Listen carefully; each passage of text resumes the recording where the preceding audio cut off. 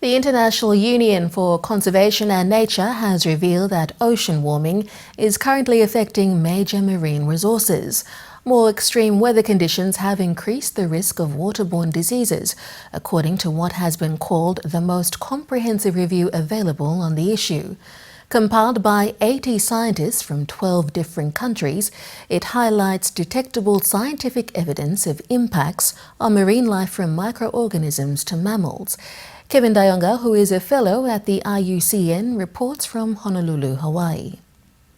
Until very recently, the debate on climate change has focused on specific themes such as land surface temperature, among others. Ocean warming is one of this generation's greatest hidden challenges. IUCN's Director General Inga Anderson says we are completely unprepared. So this report brings together a very broad and enormous amount of science in one place to provide the broadest ever look on the crisis of global warming.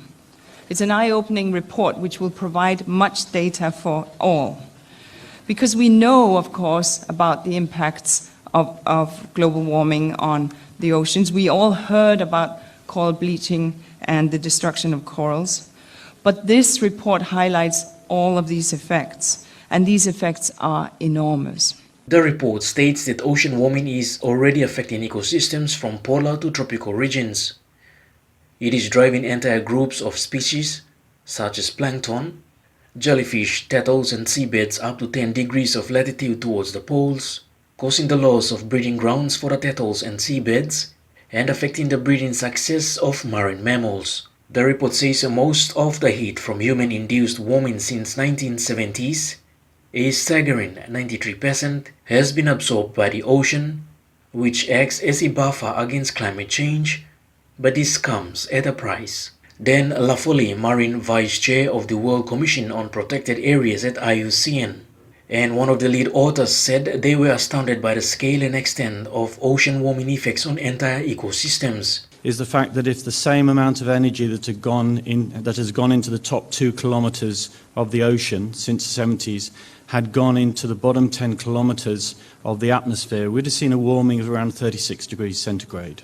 So the ocean has been shielding us, and the consequences of this are absolutely massive. Among the findings, it highlights evidence that ocean warming is causing increased disease in plants and animal population and impacting human health.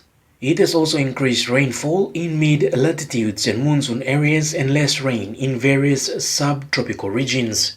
The report's recommendations include recognizing the severity of ocean warming impacts on the ocean's ecosystems and the benefits they provide to humans, expanding marine protected areas, introducing legal protection for the high seas, better evaluate the social and economic risks associated with the warming oceans. Kevin Dayonga, NBC National News, Honolulu, Hawaii.